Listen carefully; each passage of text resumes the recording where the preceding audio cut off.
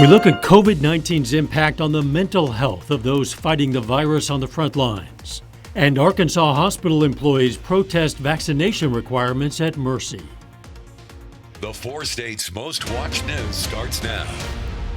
Joplin area hospitals report little change in their numbers of COVID patients as they battle the continuing surge and the spread of the Delta variant. This is KOAM News at 6. Joplin's Mercy Hospital says it currently has 69 COVID patients. It's down from 74 a week ago, but the hospital says the percentage on ventilators is now higher. And Freeman Hospital in Joplin and Neosho now report a total of 60 COVID patients. That's 3 more than Friday. 11 of those patients are on ventilators. After battling the pandemic for well over a year, some healthcare workers continue to feel burnt out from long hours and adapting to new medical situations. As cases rise in the area, some healthcare workers at Mercy Hospital in Joplin say they haven't been able to get much rest or recovery due to the stress of taking care of COVID-19 patients along with their other patients.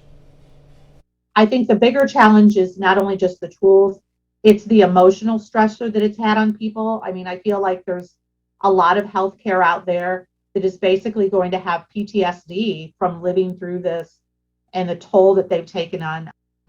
Mercy said they brought in nurses from outside of Joplin to give their staff time to rest.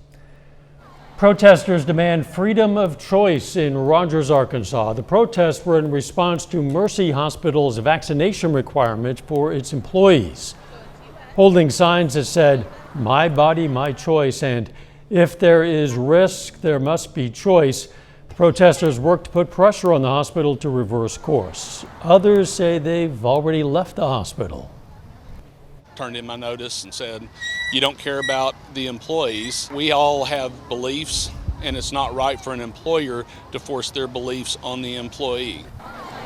Mercy officials say the decision to require inoculations for employees was one made out of a concern for the safety of not just staff, but for patients as well. The deadline for hospital employees to receive their vaccines is September 30th. Don't forget, for many of you, tomorrow is Election Day. It's your chance to, in many cases, decide how your city or county spends your tax dollars.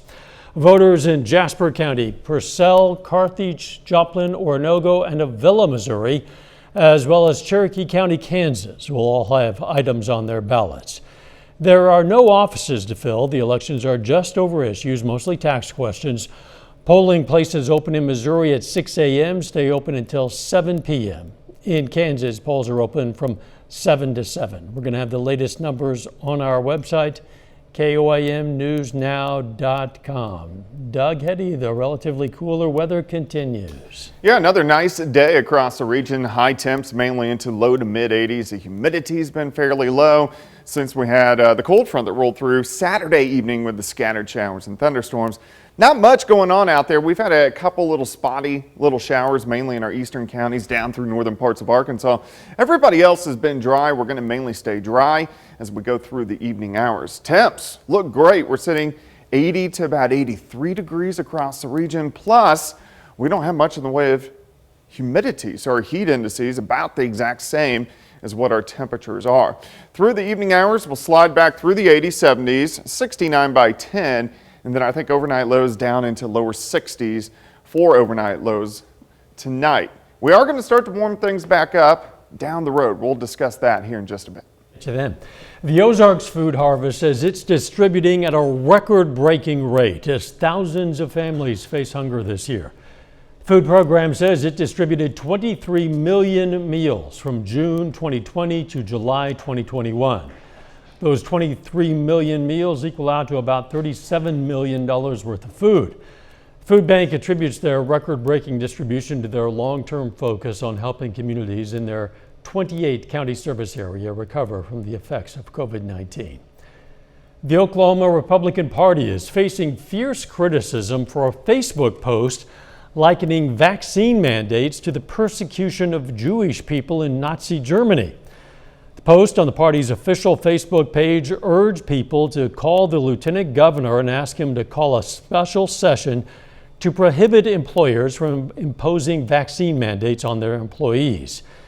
featured a picture of a yellow Star of David with the word unvaccinated on it. The director of the Jewish Federation of Greater Oklahoma City called the post highly inappropriate and urged party officials to apologize. In a joint statement, Oklahoma Governor Kevin Stitt, Lieutenant Governor Matt Pinnell, Senator James Inhofe, Senator James Lankford, and Congressman Markwayne Mullins said, quote, "It is irresponsible and wrong to compare an effective vaccine developed by President Trump's Operation Warp Speed to the horrors of the Holocaust. People should have the liberty to choose if they take the vaccine, but we should never compare the unvaccinated to the victims of the Holocaust."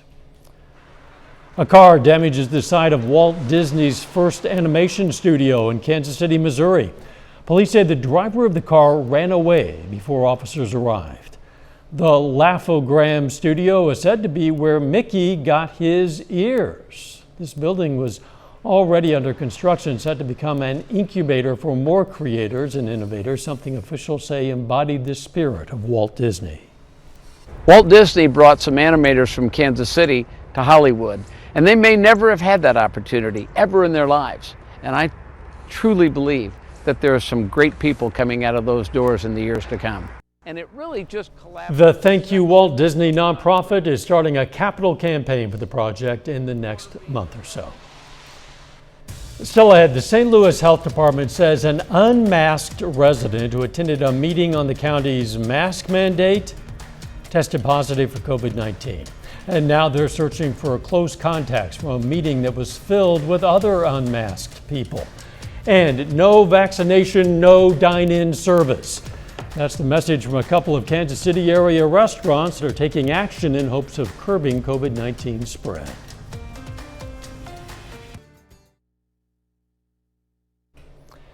Contact tracers are trying to determine if anyone picked up the coronavirus during a St. Louis County Council meeting where many people were maskless as they expressed their displeasure with a mask mandate. Reporter Damon Arnold has more.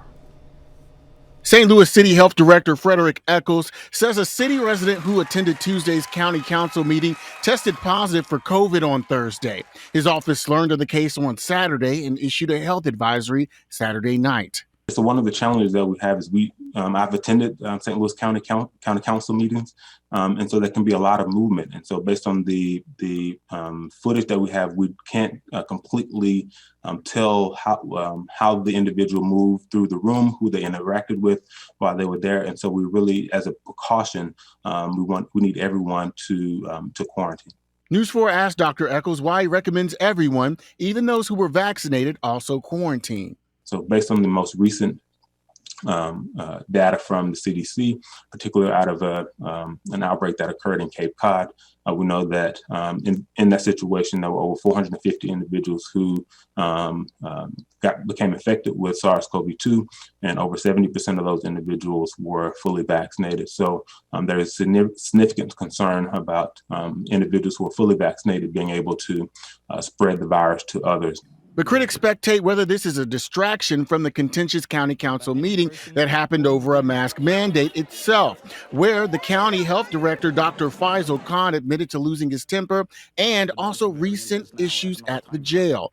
Eccles says that is inaccurate. The City of St. Louis Department of Health, we are not involved in other situations related to what happened during the county council meeting. Our primary focus is on protecting the population's health, and that's exactly what we're doing. Now, on the other side of the state, the Kansas City mandatory mask mandate goes into effect today, and tomorrow a pair of metro area businesses will say that they're going to start enforcing even stricter guidelines. Greg Payne has more. On August 3rd, Woody's KC and Hamburger Mary's KC are going to be operating very differently. You'll see it right at the front door, the rule, allowing only those who have been vaccinated or can show proof of vaccination will be able to enter the facility. We feel like it's the right thing to do to protect our staff who are all vaccinated, to protect our guests who are going to be here, and the families and their families as well that they're going to be going home to. But while Jeffrey Edmondson, the managing owner of Hamburger Mary's KC, feels it is the right thing to do, along with the public support, has been some pushback. Now we've got a lot of people, mostly who would be considered right-wingers that are wishing us to go out of business because of this decision, saying we're stomping on their constitutional rights. Edmondson is expecting their business to be impacted. He just hopes more in a positive way rather than a negative. We fully expect that we'll probably lose some business because of it, but that doesn't stop you from doing the right thing when you feel like it's the right thing to do. You don't just stop doing what you know should be done just because of the bottom dollar. With both businesses being some of the first to make this change in the metro, Edmondson hopes it will encourage other establishments to do the same. We're hoping that our decision will inspire other businesses to do that, and in doing so, those who are on the line might consider, you know what, I'm being inconvenienced, I can't go out and have a good time, I can't go do the things I want to do, maybe I should just go ahead and get vaccinated. The owner of Hamburger Mary's says those who are not vaccinated can still order food online and pick it up. They just won't be allowed in the buildings. Coming up, the eviction moratorium has ended, and now tenants who have back rent, they're scrambling to figure out what to do next. We're going to hear from an Arkansas woman about her struggle. Plus, it looks like the nice temperatures are going to be sticking around the next few days, but will the heat return? We're going to look at that coming up. Boone Casinos.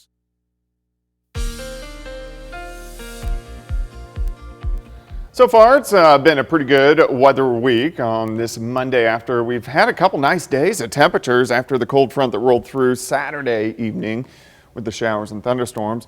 Temps look pretty good for the next couple days. We are going to start to heat things back up late this week, but we still have a nice 2, 3, 4 days before that occurs. We'll do the month-long forecast tonight at 9 and 10. Of course, you can check out my month-long blog, KOAMnewsnow.com. We are seeing the smoke back in the area. This is, of course, due to the wildfires out west. And when we get a northwest flow or northerly winds behind a cold front, it kind of brings this smoke back in. So we get the air quality kind of drops a bit, kind of hazy during the sunsets. And this is going to stick around as we go through this evening and then again, even into the daytime hours on Tuesday. And then once we get southerly winds back in here late Wednesday into Thursday, most of this will retreat.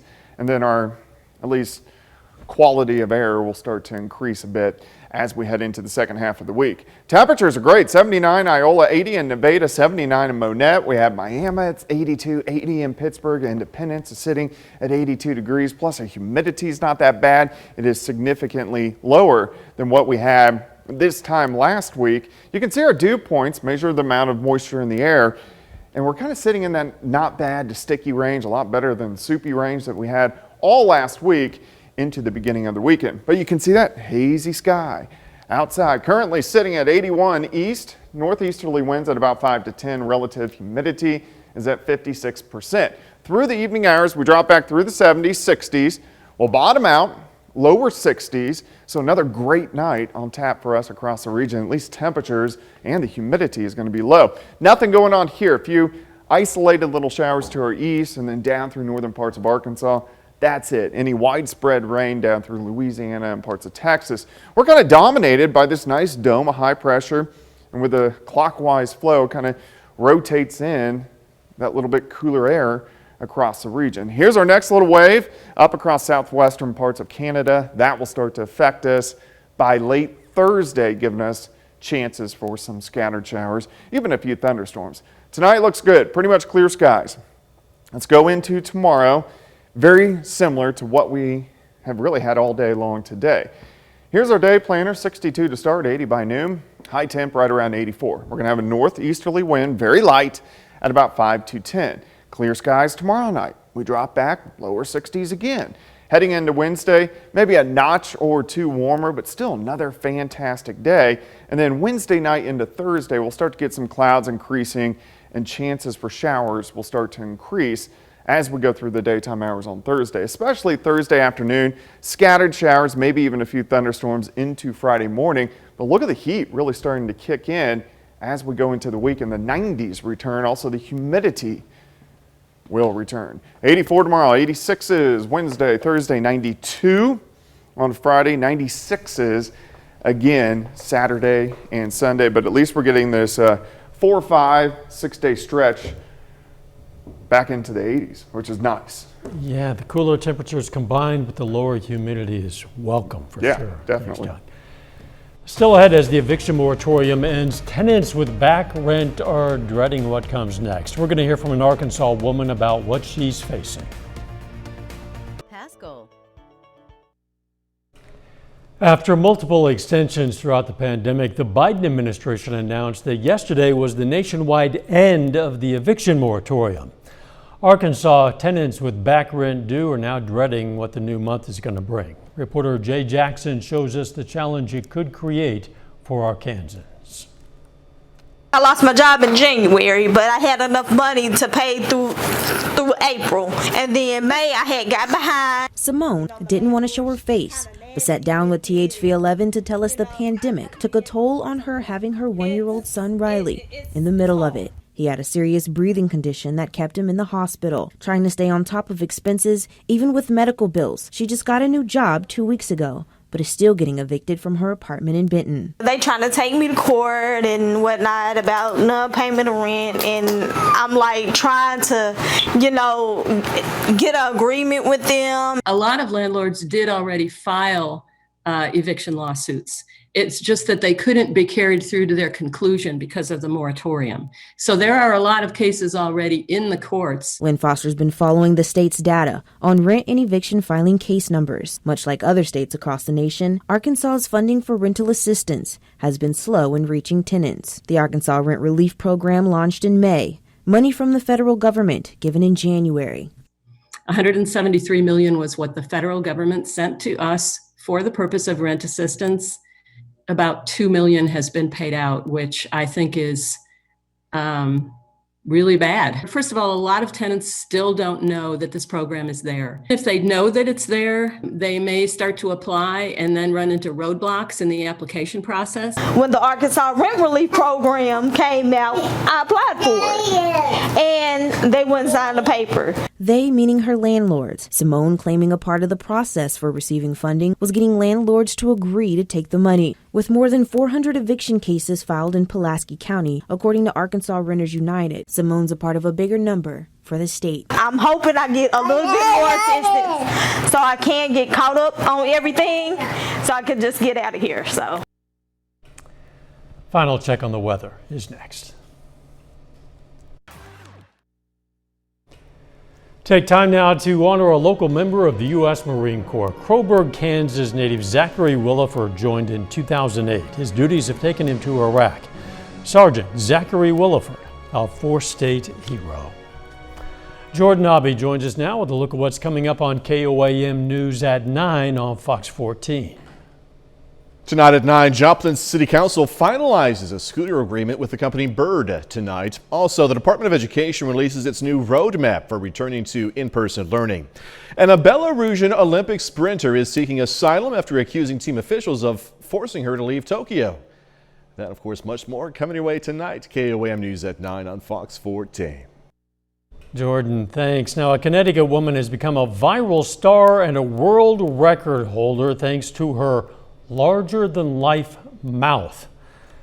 Samantha Ramsdale became popular on TikTok for videos of her taking on big bite challenges. Going viral caught the eye of the folks at Guinness, who reached out, got some measurements, and officially declared Ramsdale the woman's record holder, largest mouth. She says the title allows her to embrace something that once made her feel insecure. She now refers to it as a superpower. She was teased as a kid for having a large mouth, and she subsequently decided that there's nothing shameful about being different, and she's learned that, we just embrace our differences. It's what you got to do. We're all different some way. We are all unique. That's correct. The weather, pretty nice. Yeah, it looks pretty good the next few days. 84 tomorrow, 86 on Wednesday. Heat by the weekend. See you at 10. Let's make it a great evening.